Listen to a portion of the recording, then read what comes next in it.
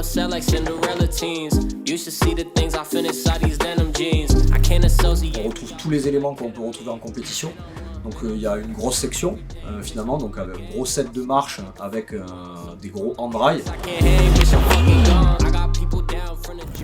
On a des skateparks de cette dimension aussi qui existent en France. Oui, tout à fait. Mais il est quand même un petit peu unique dans la mesure où c'est le dernier, donc celui qui est le plus en rapport avec les attendus aujourd'hui de la discipline, et puis aussi par sa surface, je crois. Il y a aussi de quoi faire des allées, mais aussi faire des retours, de revenir dans les deux sens.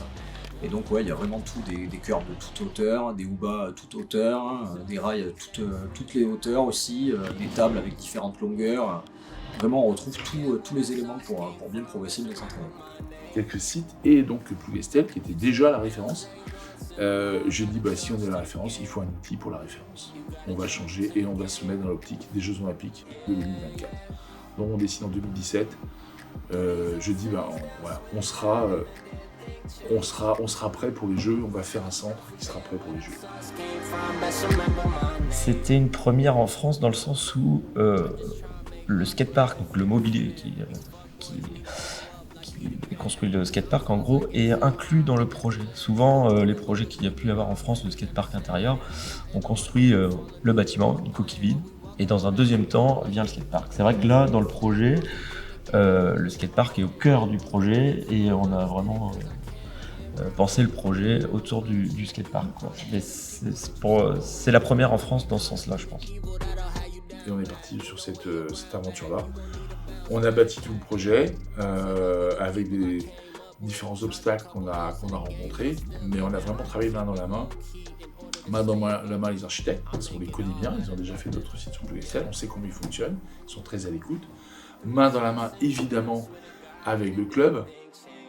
Ici, on est vraiment dédié sur la discipline et tout a été considéré dès le début par rapport à cette discipline. Il est incroyable, le street park, n'en parlons pas, et le bol est vraiment cool parce qu'il est en bois, les copines sont striées, c'est complètement fou, j'arrive toujours pas à y croire. Je trouve que c'est vraiment bien parce qu'on n'a pas beaucoup de skateparks comme ça couverts en France. On peut tout faire dans ce skatepark, il y a pas mal de possibilités, il y a un petit bol aussi qui est sympa pour apprendre des tricks. Et je trouve que c'est vraiment agréable parce que le bâtiment est construit autour du skatepark. Et ça améliore vraiment l'ambiance et ça donne vraiment envie de rouler.